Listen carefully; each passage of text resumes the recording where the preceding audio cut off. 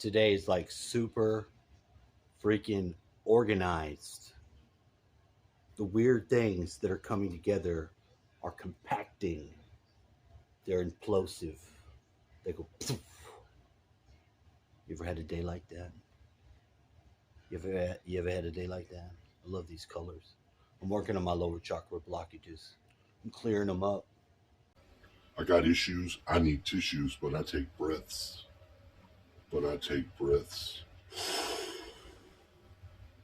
It's helpful looking at all this stuff because we have all this stuff on these phones. The best ones are the sounds. Get you some damn binaural beats. Get you some fucking bird sounds. Play you some delta waves. Whoom, whoom, whoom. Start messing with that stuff. Get you another wave that comes in there and modulates it and makes it sound like a robot's talking. It sounds like a spaceship engine.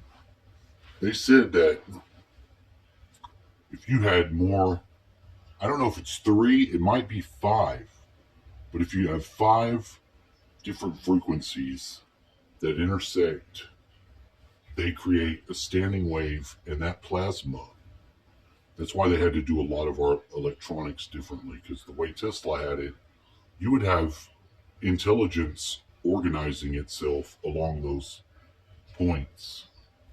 And something like that does happen when you start to play and interact with some of these things that we have. Some of the simpler things, magnetism, sound, light, lasers, they're already got the, remember I had a dream about the lasers being shot at me from the guy at the deli place. It's China. China's shooting lasers down somewhere by Hawaii. They've got green light lasers just coming out of the sky. And they were saying, oh, that's NASA. They're lining up the satellites. No. NASA said, no, that is not us. It is China. China ain't just sending balloons. China's messing around. Anything China, period, out here on this world stage. We're now getting word that these ominous lasers that were shining down over Hawaii are not from NASA, that China is claiming them. There are people that witnessed this, and then others that came out putting out videos on YouTube saying, acting like they got some of them hypersonic missiles just dangling from that thing like fruits. They got a listening device. They're listening to your private conversations. They're gathering your chi from the higher wind. Hey, China, stay the fuck out of our business. Stay over there in China. It's not appropriate. It's not acceptable. The only way to combat ancient Chinese secrets. The dragon will not overcome his father. More powerful. More extraordinary. China's good. Chinese people are good. Their government is trash. You're not going to win the world domination thing. I don't care. I guess this world doesn't matter. I forget sometimes. You know, they can be the evil systems lords. Line my telepathy up with this so I can communicate to my viewers. Excellent. I'm gonna image something in my mind and I'm gonna tell you what it is. Do you see what it is? Do you see it? It's a hyperpotamus. It's like a hippopotamus, but he's equipped with badass equipment because he's hyperpotamus. He's got like rockets and he can fly. Hyperpotamus. To make sure parents know about something so important that's happening with their children. But it's not just on this gender transition issue. We're being kept out of everything.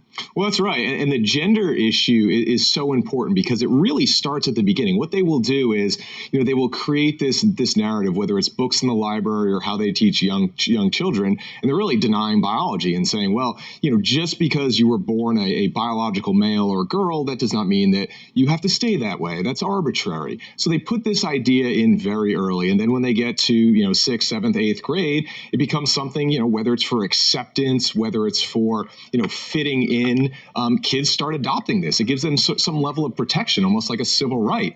And then they start using pronouns, and they start wanting to use a different bathroom, and the school won't tell the parents. And the reason why the school won't tell the parents is because they see this as healthcare, right? The HHS says gender affirming care is healthcare. And they say that if parents don't support this, they are denying children healthcare. Therefore, it creates an abusive situation. That's why they don't tell the parents. They're blocking us. I mean, you're saying that eventually kids have something akin to a civil right, so we can't touch that. And then they're protected by healthcare. There's HIPAA. Apparently, we can't touch that either. I mean, they have blocked us out. It's like a hockey game. Somebody say HIPAA. According to a school choice advocacy organization, there are currently 76 different educational choice programs on the books in 32 different states. Senator Tim Scott is an outspoken advocate for these kinds of programs and spoke to the Faulkner Focus. As you know, he was on with us recently. Parents deserve as many options as humanly possible. The more options a parent has, the better chance the child has of succeeding in life. Your zip code should not determine the quality of your life. The current environment is saturated with adults who have power, and that power means they decide where the money goes. Unfortunately, we need an education system designed for kids, not for adults. According to an education advocacy group